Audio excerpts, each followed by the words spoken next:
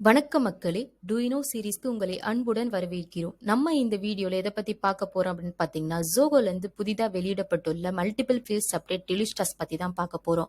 Multiple fields update delish task அப்பன்னா என்னன்னா, டெலிஜோட single ஸ்டேட்மெண்ட்ல குறைவான எக்ஸிகியூஷன் டைம்ல மல்டிபிள் ஃபீல்ட்ஸ நம்மளால அப்டேட் பண்ண முடியும்.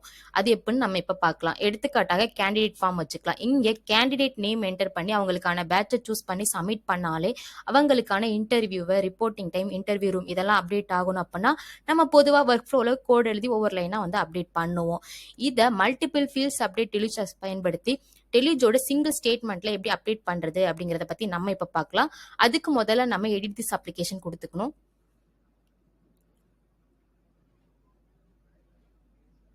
ஒர்க் ஃப்ளோ போய்க்கணும். இங்க கேண்டிடேட் ஃபார்ம் எடுத்துக்கணும். இங்க நியூ ஒர்க் ஃப்ளோ கொடுத்து நம்ம வந்து ஒர்க் ஃப்ளோ வந்து எழுதுற மாதிரி இருக்கும். நான் ஏற்கனவே வந்துட்டு ஒர்க் ஃப்ளோ எழுதி வச்சிருக்கேன். அது எப்படின்னு நான் உங்களுக்கு சொல்றேன். கிரியேட் ஆர் எடிட்டோட சக்சஸ்ஃபுல் ஃபார்ம் சப்மிஷன்ல வந்து ஒர்க் ஃப்ளோ எழுதியிருக்கேன். இந்த இடத்துல என்ன பண்ணியிருக்கேன் அப்படின்னா, என்னோட கிரைட்டீரியாக்கு ஏற்ற மாதிரி ரெக்கார்ட்ஸ் எல்லாம் ஃபெச் பண்ணி அதை ஃபார் ஈச்ல போட்டு multiple fields update delish task பயன்படுத்தி டெலிஜோட சிங்கிள் ஸ்டேட்மெண்ட்ல மல்டிபிள் ஃபீல்ட்ஸை வந்து நான் அப்டேட் பண்ணியிருக்கேன். என்ன அப்படின்னு பார்த்தீங்கன்னா, கேண்டிடேட் ஃபார்ம்ல பேட்ச் ஒன்று சூஸ் பண்ணுற ரெக்கார்ட்ஸ் எல்லாம் ஃபெச் பண்ணியிருக்கேன். அதை ஃபார் ஈச்ல போட்டு multiple fields update delish task பயன்படுத்தி அந்த வேரியபிள் இந்த இடத்துல கொடுத்துருக்கேன். இந்த இடத்துல எனக்கு தேவையான ஃபீல்ட்ஸ் எல்லாம் வந்து நான் அப்டேட் பண்ணியிருக்கேன். இதுக்கு முன்னாடி என்ன பண்ணுவோம் அப்படின்னா, நம்ம ஒவ்வொரு ஃபீல்டை அப்டேட் பண்ணுவோம். இந்த ஒவ்வொரு லைனுமே நமக்கு ஒவ்வொரு ஸ்டேட்மெண்ட்டாக எடுத்துக்கும். ஆனால் multiple fields update delish task பயன்படுத்துறதுனால நம்ம எத்தனை ஃபீல்ட்ஸ் அப்டேட் பண்ணாலும் அதை சிங்கிள் ஸ்டேட்மெண்ட்டாக தான் எடுத்துக்கும். இது போல தான் நான் பேட்ச் 2 பேட்ச் 3க்கு வந்துட்டு அப்டேட் பண்ணியிருக்கேன். இப்போ ஒரு ரெக்கார்டை போட்டு சப்மிட் பண்ணோம் அப்படின்னா நமக்கு வந்து என்னென்ன ஃபீல்ட்ஸ் எல்லாம் அப்டேட் பண்ணியிருக்கோமோ அதெல்லாம் அப்டேட் ஆகியிருக்கும். நான் இப்போ ரெக்கார்டுக்கு பேட்ச் 1 சூஸ் பண்ணி சப்மிட் பண்றேன்.